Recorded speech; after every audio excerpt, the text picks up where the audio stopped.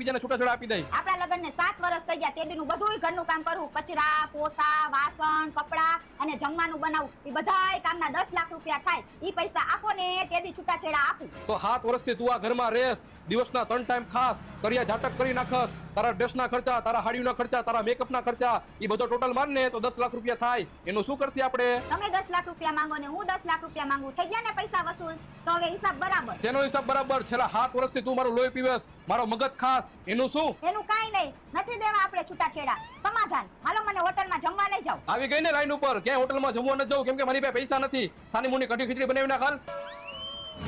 લાગે આની આગળ હાચું કા પૈસા નથી. લાવ મારા ભેગા કરેલા પૈસા દઈ દઉં. તમારું પાકીટ લાવો તો ચેક કરવું છે. આયા તમારા પાકીટમાં 2000 રૂપિયા. ખોટું કા બોલો હો? એ ઘરનું લાઇટ બિલ ભરવાના પૈસા હે, કેદુના મેં હાથવી રાખ્યા હતા. Bye bye, Tata, good bye, ગયા.